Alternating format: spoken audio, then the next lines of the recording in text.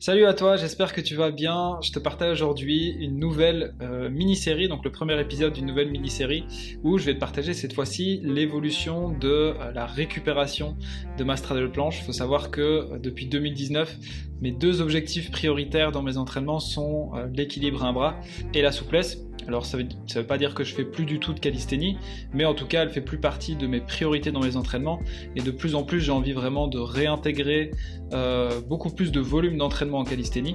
Donc je me suis dit que partager cette nouvelle mini-série de vidéos ce serait une bonne idée de contenu, sachant que j'ai pas du tout de contenu de calisthénie sur cette chaîne, alors que c'est quand même la discipline principale par laquelle j'ai commencé.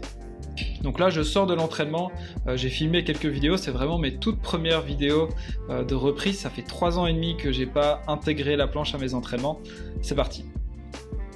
Avant de te partager mes vidéos tout à l'heure, il faut quand même que je te partage ces dossiers qui datent de 2015, simplement pour te montrer à quel point la planche était important pour moi à l'époque.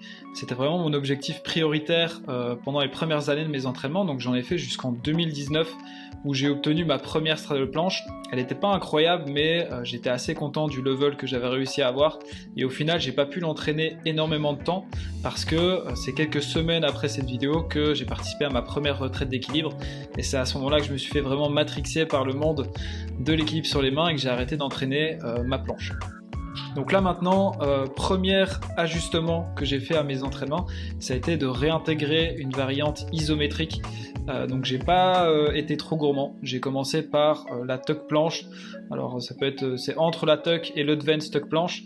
J'ai essayé d'y aller très progressivement, donc là j'ai fait en total 5 séries de 10 secondes. La deuxième série j'ai essayé une variante un petit peu différente avec les jambes écartées, j'avais plutôt un ressenti assez bon là-dessus, mais en tout cas j'ai ressenti que c'était quelque chose que j'avais pas fait depuis longtemps parce que les sensations sont différentes, c'est pas la même chose que les presses par exemple en équilibre. En tout cas voilà, j'essaie vraiment d'être hyper progressif, de pas voir trop gros parce que j'ai pas envie de me flinguer et j'ai pas envie d'être dégoûté de l'entraînement de planche. Juste après j'ai enchaîné par de l'équilibre sur les mains, donc travail d'équilibre à un bras, parce que oui c'est quelque chose que je vais garder dans mes entraînements, mais je dois vraiment réajuster un petit peu mon volume, parce que jusque maintenant je faisais en moyenne 5 à 6 entraînements d'équilibre sur les mains par semaine. Je faisais seulement 2 fois du renforcement parce qu'au niveau de la récupération c'était un peu compliqué de faire plus, en tout cas personnellement je tolérais pas plus. Et maintenant ce que je vais faire c'est que je vais donc séparer le travail de poussée et le travail de tirage, où je vais faire donc 2 séances push dédiées à la planche et 2 séances tirage où j'ai pas forcément d'objectif en particulier, mis à part augmenter ma force de tirage. Donc ça a été vraiment c'est le deuxième ajustement, ça a été d'accepter de faire un peu moins d'équilibre sur les mains, parce que c'est quand même ma priorité sur ces 3 dernières années, ça a été ma priorité sur ces 3 dernières années, et c'est assez kiffant, en tout cas je trouve.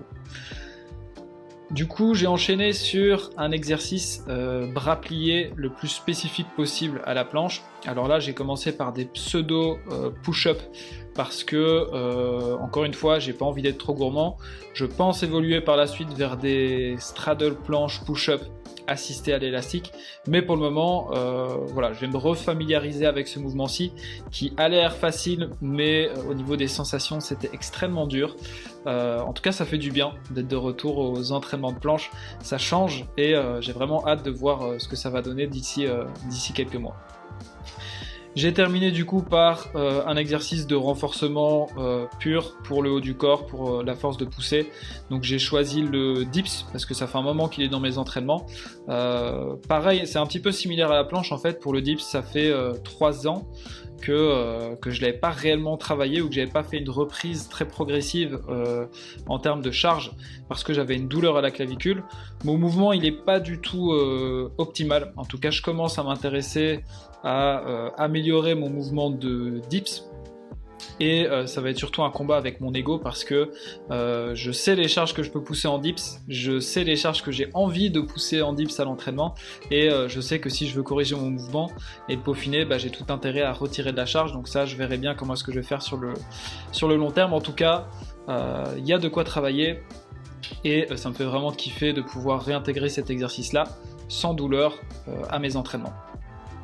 Donc pour conclure, je vais vraiment essayer d'être hyper progressif sur la manière dont je vais réintégrer les planches à mes entraînements, parce que je sais que ça a toujours été difficile pour moi de réintégrer beaucoup de volume de renforcement, parce que je sens que ça interfère en fait sur mon volume d'équilibre sur les mains, ou en tout cas sur ma fatigue quand je m'entraîne.